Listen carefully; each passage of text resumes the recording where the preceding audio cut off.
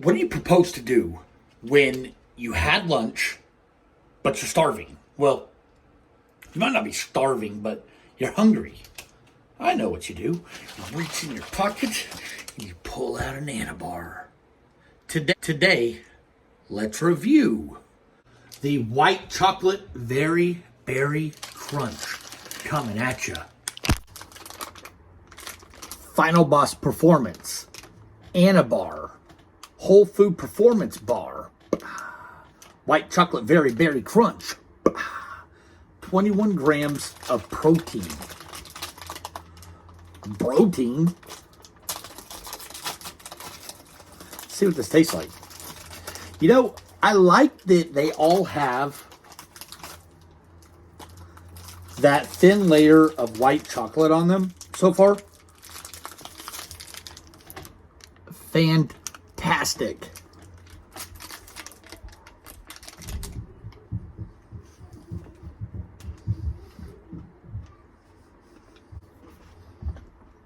I'm telling you, it's like we're getting away with something. There is zero protein taste.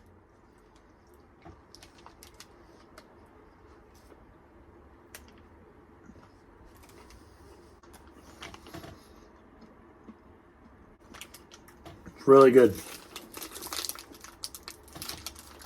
That white chocolate melts a little. So I don't know if it'd be a good idea to put it in the freezer or fridge first, but it's pretty hard to bite. I have to bite down and break it off. So if it was frozen or cold, it might even be harder to bite. But I just have weak teeth. So this is probably the blandest bar. 6 out of 10. It really has no flavor. I taste the peanut butter in here.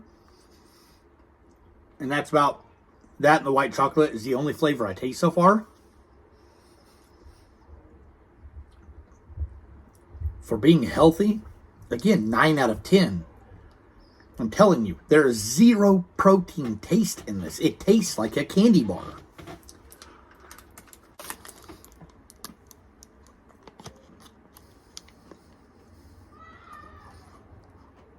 They're onto something here.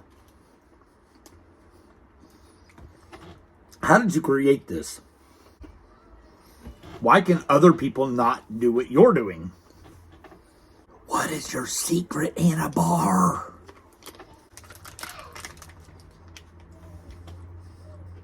One of my complaints was the size, but what it makes up being small this way, it's thick. I mean, there's a lot to eat here, and if you just want a small snack, this is really filling. I'm actually going to put this up for the rest for a little bit. It's a lot more filling than you think it is. Don't judge me, I've been dieting. Totally could have finished that if I wanted to, though. I do want to. I'm just truly getting full. So I'm back. I had like this much left. It's been in my office for a while, so it's kind of melted even more than it was. Oh, check that out. Perfect bite, perfect bite. Say it again, cause it's a perfect bite. Another 6 out of 10. The problem is, I'm comparing it to this one. 10 out of 10. There's not even a second close. So this is the gold standard. This is the 10 out of 10. Everything there else is producing is still a 6 out of 10. However, had I not had this would be a 9 out of 10. It's harder to bite than you think. I'm not talking crap at all. I'm telling you. Don't eat this one. 9 out of 10. Once you've had this one, 6 out of 10. I'm amazed. I literally hopped off the plane in LAX. Just not for long. How do you guys feel about public speaking? Does it make you nervous? Do you freak out? Or do you handle it well? I freak out. Like, I've always thought about being a keynote speaker. When I look at those people, I admire them. I want to know how they do what they do. And quite frankly, I would like to do it as well. I see stand-up comedians. I admire them. They're able to stand in front of hundreds, tens to thousands of people and express their thoughts coherently, cleverly, and get a response that they want from those people. I admire that. I don't have that ability. I have to speak in about an hour and 45 minutes, and I'm dying inside. Like, really, I'm dying inside. How do you handle this? Can you do it? Is it a skill set? Can I get better at doing it the more I do it? Or is this an innate fear that's going to be more trouble to try to get over than to actually spend the time and energy and effort in getting over it, right? So is this like, is the reward worth it? Or is this a weakness that I should just realize about myself and focus on my strengths? Or is this something that I should get better at and make a strength of mine? Because it doesn't come natural. As much as I want it to be natural, it's not. Fear. Fear is false evidence appearing real. It could also be forget everything and run. The other day, I had that speech that I had to prepare, and I was nervous. I was genuinely afraid. But I did the speech, and I crushed it. So what was I afraid of? Nothing. I was just in my head. I was overanalyzing everything. I was lost in my thoughts. I got beside myself thinking, can I do this? Am I prepared?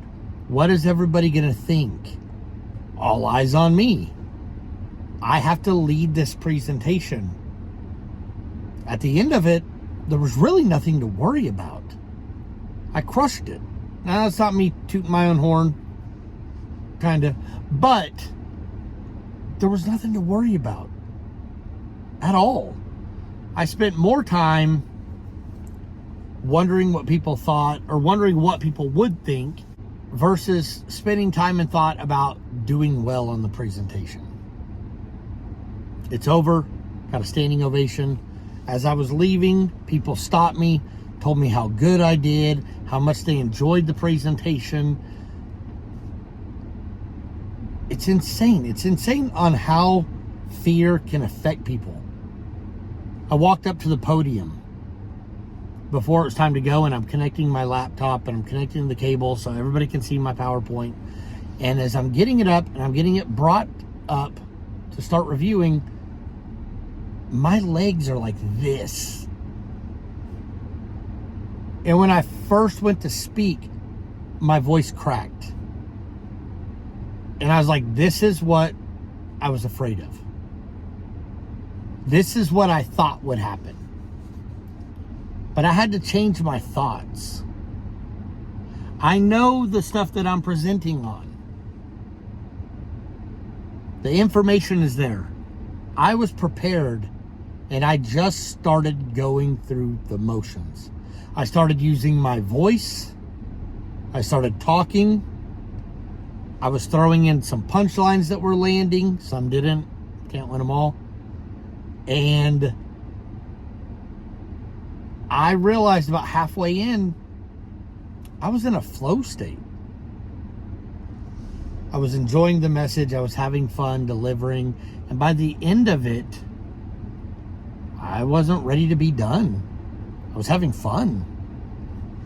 The point is, you can't always expect the worst. You need to know that the worst can happen, and you need to be prepared and have fail-safes, like having full knowledge on whatever you're doing and having a guide like a PowerPoint and your notes in front of you. So if things aren't going well, you can at least stick to facts, stick to the basics, and get through it. But you have to also change your perception. You've got to know that things aren't always as bad as you think they're going to be.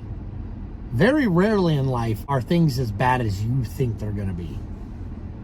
That's just some food for thought. I mean, step out. Break your comfort zone. Try new things. Try to stop being so fearful. It'll eat you up. It'll stop you from doing things that you want to do, and it'll hold you back in life.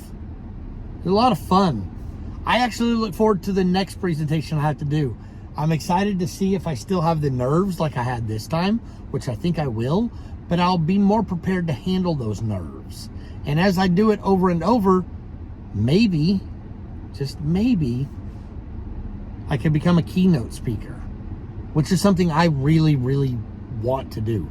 I've always dreamt of it, but knew it wasn't my skill set. But a dream of mine is to be a keynote speaker. So, we'll see.